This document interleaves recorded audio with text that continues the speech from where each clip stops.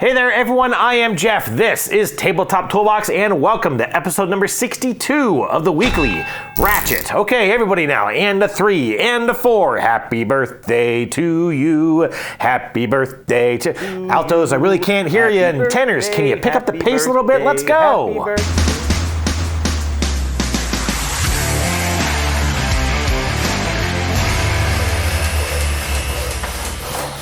Hello there everyone and welcome back to the Weekly Ratchet. Thank you so much for joining me here on the channel, and as always, I hope you've had a fantastic week of getting to play games with family and or friends. Now, first off, top of the show, I am surrounded by lawnmowers and leaf blowers. I don't know if you're going to be able to hear this, but I'm going to go ahead and hit the AI button on DaVinci Resolve to hopefully drown that stuff out for the rest of this episode.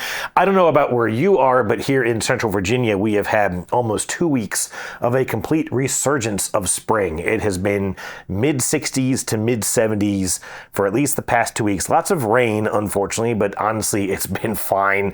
And I think today is the last day. We're going to start hitting upper 80s starting the rest of this week. So I think everyone's kind of getting out to try and catch up on the chores before that warmer weather comes. Anyways, as soon as that dies down today, I do hope to finally start filming my review of Deep Shelf. I have taken my 4th or 5th run through the entire script of that video to just make sure that I've said everything that I want to say about that game. So I hope to start filming that today. Still waiting for a couple videos to hit the Dice Tower channel. I was hoping I could squeeze one in this week, but that didn't happen. Maybe next week. Other than that, not a bunch else to chat about. I do want to say real quick thank you to everyone who wished me a happy birthday. Last Thursday was my birthday, and so for those who reached out either here on the channel or through social media, thank you very much for those warm wishes. I actually did not get to play any games on my birthday. I did have a great day though. In fact, after a couple of beers and a couple of birthday bourbons that day, I did go over to a game store and I bought myself some presents.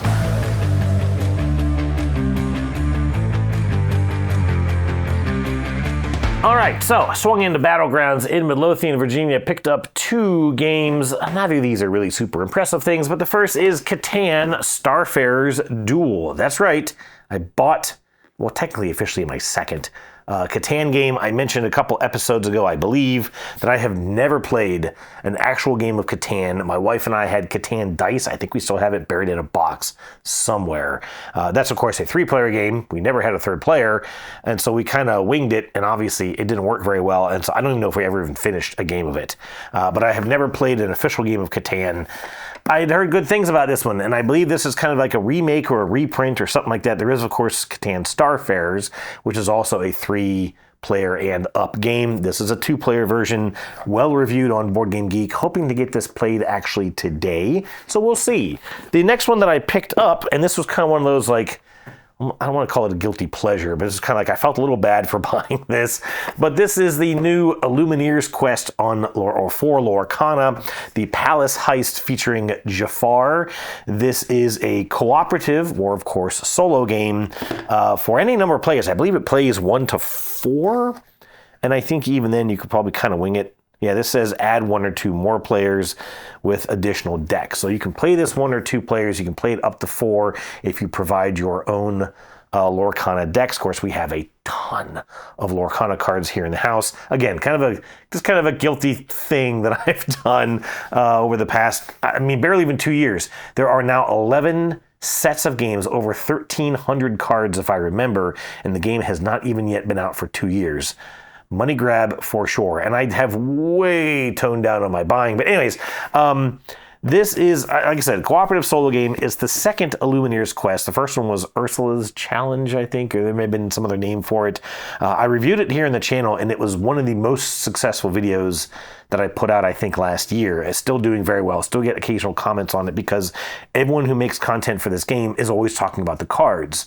I wanted to talk about the game, and because I just titled it, like, literally, here's what you need to know about this game, it's gotten a lot of hits. So I'm hoping to do the same thing with this. The first thing I noticed right away is that this is a proper box. The previous version, the previous Lumineers quest came in this kind of trapezoidal packaging that you had to basically destroy to open it. The flaps of it were glued shut like a toy. And so this is a proper box. It also has a proper board in it. The previous game, literally the game board was just a sheet of paper folded in half. So here you actually have a two-fold board. It doesn't have the nice folded edges, but a very nice, is that right side up? I believe it is. Very nice board.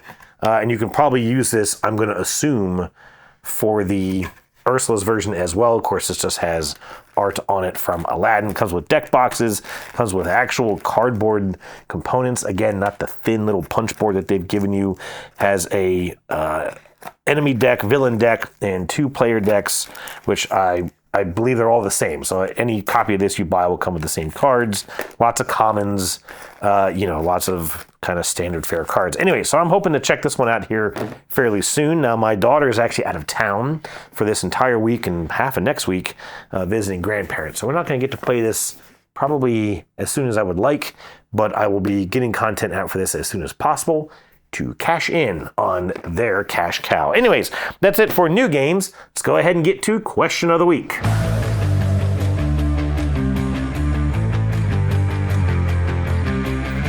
All right, last week to celebrate my birthday, I asked you to tell me if you could get any game offered to you as a gift, regardless of price or availability, what would you ask for? And I was expecting to get some fun and interesting answers out of this, and y'all did not disappoint. So up first was Brandon Graham, who got a dig-in on me for buying lobster rolls before saying that he's had a hard time tracking down Tur Na Nog, which he played once at a convention and thinks would be a good fit for his game group. I thought that was kind of interesting because this is only a 2024 game, not that old of a game, but you're absolutely right. There are no copies of this out on Board Game Geek, and I found only one copy for sale on eBay for $75, which is 3 times the price of a good lobster roll. Up next was Wonderflonium, who said he'd love to get War of the Ring limited edition trilogy set, that it'd be a fun collector's item even if he hardly ever got to play it. You know, I have never played any Lord of the Rings board game. I read The Hobbit. I think I read most of the trilogy, although that was back in like middle school, maybe early high school days. And I just do not remember much of any of it except for the overall sort of plot. But yeah, never played a Lord of the Rings game. Ty McDonald said he's still hopeful to get his copy of Velocity Vanguard, a Kickstarter project from 2021 that he played at a show and has been anxious for ever since. I did just see they posted some pre-production copies on their Kickstarter that do look pretty promising. I do remember seeing this at PAX Unplugged a couple years ago. It may even have been the same year that I met you. I don't really remember. I think that was actually earlier, as I think 2021 was the first time I went to PAX. I seem to remember seeing it there. Anyways, maybe that will come out here soon. Omar Hernandez said that above all, he'd love to get Glory to Rome. He's never played it, but thinks he would really enjoy it. Yes, I do know about Glory to Rome. I believe that is a deck building, or at least I know it's a big card game. I have looked into it myself, being that I've always kind of been a fan of that, Roman theme, and I was wondering if there is a copy at the Dice Tower Library. I think there is, so maybe we can try and get that played at the retreat this year. What do you say? Teshera said he'd want something out of print, and the only thing he could think of at the time of writing was Star Trek Voyager Flux. He said sometimes they want a quick, silly game, and Flux is okay, but he's heard some great things about Star Trek Voyager Flux, which is probably why he cannot find a used copy for sale. I have still never played Flux. I can't say I have much interest in playing Flux, but I will say if you want me to try a game, put the phrase Star Trek in front of it, and you got a chance. Hopefully you can find that one at some point. Wayne Kruger said he couldn't think of a game he'd really want, but for his upcoming 50th birthday, him and his wife have agreed to forego a big party and get a nice gaming table instead. There are definitely a lot of options out there for gaming tables, and I will say if you narrow it down to a few, don't forget about the How Can I Help series here on the channel. Maybe you can reach out to the audience here and get some good ideas or input on brands or options that you might be interested in. We would certainly love to help. Just Joe Blogs had been looking for a copy of Discworld Ankh Morpork, but was finally able to track down a copy that didn't cost him all of his internal organs. Had to look that one up. Not even exactly sure if I said it right, but do not know anything about that game. Weston, a first-time poster, said that Star Wars Queen's Gambit has always been his grail game. Yeah, I know this one is hard to find. I've certainly never played it, and I do not know why it hasn't been reprinted. Obviously, plenty of games have had the Star Wars license, so I don't know if this is locked up with the publisher or the designer, who knows what. But yeah, I don't know if the Dice Tower has a copy of this one. I don't think they do, because it would just get stolen at some point, I'm sure. Rentless said he'd love to get Cinque Terre or Discworld. I remember hearing about Cinque Terre, but I can't recall any of the details. I think it's made a couple of the Dice Tower's top lists over the years. But again, I can't even remember any of the details about that game. Yukon Zach said that perhaps besides a golden set of outlawed lawn darts, he'd love an all-in copy of Dead Reckoning by John DeClaire and AEG. Somewhat ironic, as I have been thinking about getting rid of my copy of Dead Reckoning. It just doesn't get played. It's really kind of clunky with the whole cubes in the ship thing. I don't know. I've just never absolutely loved the play of that game. I played it last year with my brother and did have a good time in that, but it was with my brother. I feel like with other gamers, I don't know. It's like almost like they kind of take this game really seriously, and it just gets bogged down. Anyways, Jeremy Johnson said that Koleka is a game he'd love to have, but he can't bear paying as much for shipping as the game itself costs. Yeah, I've done that from time to time. Paid tons of money to have a game shipped to me. In fact, one I'll mention here in just a moment. Jeremy Brooks said he wouldn't be looking to break the bank or anything, but Star Wars: The Battle of Hoth is definitely on his wish list. I don't know this game of Star Wars. I can't say I've heard of this one. I played, I think it's Outer Worlds or Outer Rim. I think it's Outer Rim. And then I played the deck building game. I think it was the only 2 Star Wars games I've ever played. Spastic Geek said it might sound lame, but he cannot find another copy of For Northwood for sale, that it's well over $100 on eBay, and he missed the one opportunity he's had to buy a copy from a store. I had to look that one up because that publisher, I believe, has done a bunch of solo games, and even I cannot believe how expensive that game is going for. That's insane. I don't know anything about it. Must be pretty incredible to be commanding those kinds of prices. Tony Lawhorn said he'd just love to have the copy of Madeira Collector's Edition, which was never produced or delivered to backers. Now that is how you play the question of the week game here on the channel. You ask for a game that essentially doesn't exist, that was, promised to be delivered back in 2020 and apparently just completely vanished. That is definitely how you do it. And it makes me think of Rallyman Dirt, the game that I mentioned a moment ago. That is another one that just completely, it got produced. It does technically exist. Last we knew, it's sitting in a warehouse out in France. I'm sure it's been destroyed by now because that was two years ago. I did finally buy all the expansions from Italy. So all of my expansion content is from Italy. I got the base game from Amazon. The only thing that basically no one in America has that I know of, unless, again, they made some crazy purchase, is any of the Kickstarter content, which, again, I don't think ever made it out of the factory. And that was one where I think the games, like the expansions, were maybe $80 for all of it, and then I paid $70 to have it shipped from Italy. So, yeah, that's a nuts one. I did give this a little bit of thought, obviously, as I asked this question. I haven't really dwelled on it much in the past week. I think that if I had to pick something, same thing. Someone offered me a game, any price, any availability, they'll make it happen.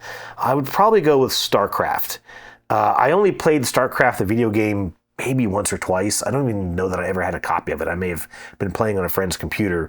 But it's obviously an RTS game set in space, real-time strategy game set in space. And so, again, kind of right up my alley. And I know that video game at least had a huge cult following. I don't know if it still does.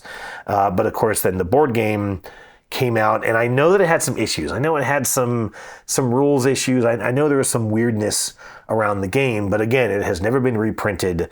There are copies on Board Game Geek going anywhere from like $150 to $700 for like a mint unopened copy of the game. I don't think I would even need that. Like, I'd be happier on the cheaper end of the scale. But anyways, yeah, I would like to check out StarCraft. All right, that is it for Question of the Week. Thank you, as always, for the answers. Welcome to our first-time poster. Let's go ahead and chat about some recently played games.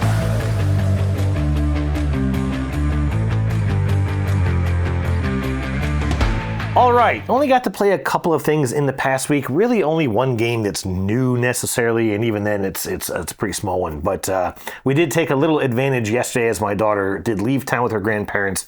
My wife and I got a couple of games in yesterday, and actually that's almost everything that I had to chat about except for that early last week. A local gamer who I've only met recently, he lives just a few minutes down the road, did come over here and visit with me for the first time. Got to check out the sort of inventory here in the game room, and we played a quick game, I say quick, of Galactic Cruise. So we played this again at 2 players, and I've chatted about this game quite a bit here on the channel. I don't really plan on going into it. I will say that I must have done a pretty good teach because I lost this game despite him having never played it before. But I definitely fell victim to the agenda card strategy, which I don't really know that it's an official strategy necessarily, but the agenda cards are these cards that sit on the left side of the board, ironically on the side of the board that he sat on, which even my buddy Daniel has chatted about when he played it for the first time, and he just sat there getting to read and look at and think about those cards throughout the entire game, and he collected a bunch of them and he won that game. And these cards kind of let you bend or break the rules. You'll get abilities to, get things at significant discounts, build maybe bigger shuttles than you could normally build. He got to use it to take a lot of extra funding bonuses, which usually trigger when you pull workers back. So he got to pull back like 1 worker, but trigger 4 funding bonuses instead of just 1, and use that to get a lot of points. There are also these sort of upgrades that you get as you are playing the game. As you launch these cruises and arrive at these sort of destination locations, you'll get to put out these upgrades. And to me, it's always an interesting strategy to kind of decide which ones you want to go for, because some of them will let you increase the reward from those funding bonuses. So instead of getting a point, you can get 2 points every time you trigger a funding bonus. Of course, most of the time you're going to use those funding bonuses to get resources, to get money, to get extra things you need to keep playing the game.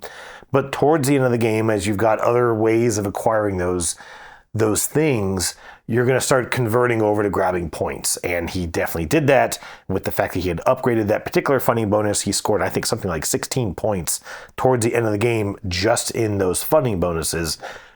And he won the game by something like 12 or 13 points. So that worked out pretty well for him. And yeah, I still like the games. Still a great game.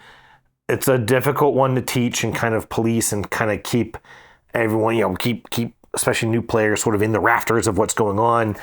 We even kind of realized that we should have triggered the end game sooner. He had accomplished one of the missions, one of the company objectives, and we didn't catch it. And so we actually should have ended a round sooner. And I didn't stress it, but he wanted to try and kind of roll the game back to that state so that it was a more honest scoring. I wasn't really worried about it, but whatever. Still a good game, Galactic Cruise. All right, so yesterday morning, just before my daughter left, we got in a couple of games of Clash of Corgis. This is a small game. Designer's name is Derek. I'm blanking on the last name. But this is obviously a little card game, and it actually has 3 different ways of playing it. Now, we played 2 of the 3 ways. We haven't gotten to the third one, as it's only a 2-player game, so I'm going to see if my wife and I can check this out. Derek sent me this copy to either do some short, form content creation for, or some sort of review or something. But one of the modes of play is kind of a ladder climbing game. It's kind of similar to that of Scout, if you've played that. Also, there's I believe it's called Captain Crunch, or no, it's not Captain Crunch, it's Monster Crunch, a cereal-themed ladder climbing card game where what you're doing is a player will play a hand of cards, usually of the same number, or maybe in a straight, like the game of Scout. You can play a 2, 3, 4. Now, in this game, there are no straights. You're just playing 1, 2, 3, or 4 of a kind. I think you actually go up to 5 of a kind. There's 5 suits in the game, 1 card of each suit, and it runs 1 through 9, I believe, and then ace and a wild of each of those 5 suits. And so if you play a 7, you play a single card. Someone has to play a single card that beats the 7. So obviously, 8, 9, ace, or the wild, which would beat anything. If I play 2 2s, then someone must play 2 cards of any value higher than a 2, so on and so forth. Each card has, each value of card, which is called the rank of the card, has an ability. So the 7 has, that's the one, no. Okay, let's go with 9. 9 lets you skip the next player's turn. And that right there kind of illustrates one of the problems with the game, is that each of those 3 modes of play each of the numbered cards has a different ability. So if you're playing the original version of the game, this kind of ladder climbing, card shedding kind of a thing, the first player to run out of cards wins the game, each card does something different. If you then play there was a treasure, like a treasure hunt or a loot the treasure, whatever it was called version. In that version, you're basically going to have up to 2 cards in play in front of you face up. You're then going to declare how many cards you want to draw from the deck, 1, 2, or 3. You'll play out those cards. You'll count the value. You'll total up the value of those cards, total up the value of your cards, and whoever has, if you have the highest value, you win. And those 1, 2, or 3 cards just flip over and become points for you. But there are extra bonuses. If you get a pair of cards in front of you, you double their value.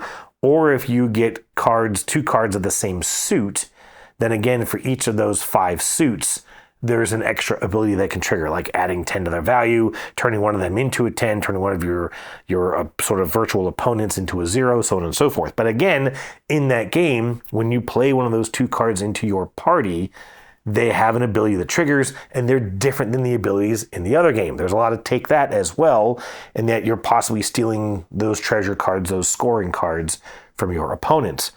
But they're different, and there are some cards in the box that tell you what those things are. There's only 2, so even playing a 3-player, I had to use the rule book in front of me while my wife and daughter had the other 2 cards. I believe this plays up to at least 4, if not higher, which means you're going to have to share those cards. The text is very small in them. You're passing them back and forth potentially. Also, a lot of nebulous rules in this. So for example, playing a 3-player game, I played, 2 7s. My wife, I played 2 9s, which skipped my wife. Then I went to my daughter, who couldn't beat it, and so she just passes. There's no penalty if you just pass. I can't beat it, so I'm out. It comes back to me, but my combo is the winning combo currently, the 2 9s. My wife hasn't passed yet, but I skipped her. So does she get to then just go again? Does it matter that she got skipped? Or does she not get a chance to play since it's back to me and I currently have the winning hand out there? The rules say that in a round where all players have consecutively passed, whoever has the highest combo out there wins. And so just that kind of stuff. Also things like these wild cards that says that it beats any combo. But do you have to play the same number of them as the current combo? If there's 2 7s, can I beat it with just 1 wild or do I need 2 wilds? And we had no idea. And the problem with all these, and I've talked about this enough times in my video reviews here and on the Dice Tower, that this is now my saying. And that is that if you make a little card game like this, a little simple, cutesy little card game, it has to be perfect. The rules have to be impeccable. There cannot be any questions. There cannot be any fringe cases. You cannot have people buying something like this at a Walmart or a gift shop. This is the kind of game you could stock at a little pet shop or something like that. Buy a couple of copies for, $50 or whatever and just have it at the countertop for sale. No one who buys that is going to know that Board Game Geek exists to try and go out there and find answers to those questions. And so the fact that I have played hundreds of games and I sit down to this and I don't know how to play it and I can't figure out how to play it. I can't answer questions around the table as to how does this work? What does this do? Automatically makes this a pretty low scoring game in my opinion. And it's frustrating because the art on these cards is fantastic. These little corgi characters on these cards are adorable. It's very, very simplistic. Even as it is, my daughter actually really liked the original game. She wanted to play it again and again and again. The third time, like I said, we tried to play the other version, which was actually a lot longer, fell a lot more victim to the randomness of drawing the cards. You draw a hand. This is when we were playing the party out in front of you, and I had 2 cards in my hand. I had like a 5 and a 2, which is a pretty worthless attack party, and I draw a card and it's a 3. What the hell am I going to do with a 5, a 2, and a 3? Not to mention that when you win a fight, your whole party just gets discarded. So in the one time that I did manage to get, an ace and a 7, that's a pretty nice hand. So I attacked 2 cards. Hey, I won. I scored 2 points, and now my party screws off, and I'm starting back at square one, and that just wasn't really fun for me. my daughter thankfully won that game, so she was really happy about it. But it just needs to be better. It needs to be polished. The rulebook needs to, or the pamphlet in this case, needs to answer all the questions. So I'm going to message him. I'm going to try and get some clarity on that stuff. And we'll kind of decide how we want to move forward. I might just make this something that my daughter does, makes a little video for out of fun, and maybe I'll kind of leave it at that. That was Clash of the Corgis. All right. Yesterday afternoon, took advantage of the gorgeous weather here in Central Virginia. We played a game of Azul Summer Pavilion. I've talked about this a couple times. I mentioned it. I think I may have mentioned this during my couple of chats of Nebula, including my review of Nebula out on the Dice Tower, which is another abstract, kind of tile placement, star placement game. But this is, I think, one of the best of the Azul games. I have played all of them except for the chocolate game and the Azul Duo or Duel, which I have not heard good things about. And I just really like this one. It is this, obviously you're drafting these very colorful little acrylic components. You get to collect all of them before you go into a tile placement round. You alternate turns placing a set of these tokens out, trying to fulfill these little stars. You possibly have the ability to draft extra tiles from a central board. And you're just trying to get as much done as you possibly can. I was doing really well in the game until round 5 of 6, when I think I drafted all of maybe 6 pieces. And by then you're generally trying to fulfill, you've got higher goals that you have to spend, or higher costs to try and get these tiles out on your board. And so if you only have 6 or 7 tiles, you're not gonna be able to get that many placed in that turn. My wife, just by luck, had gotten 15. And so I kind of sat there. She just kept scoring and scoring and scoring. And I still managed to finish the game, we thought, in the top. I finished in the lead. And then I remembered, literally just looking at the scoring board, oh, wait, you also score points at the end for if you have covered all the 1s and 2s and 3s and 4s of all of these stars on the board. And my wife had finished 3 of them. I had finished none of those. And so she actually won, which was fine. I'm glad she did. I still really enjoy this game. I do playing outside, it would have been nice to have the little expansion, which actually just adds overlays that you put to kind of keeps everything in place. That would have been a little nice playing. It was a breezy day. And so things kind of kept blowing around on us. But really glad I got to play this again. It's been a little while since we got an Azul to the table. Summer Pavilion.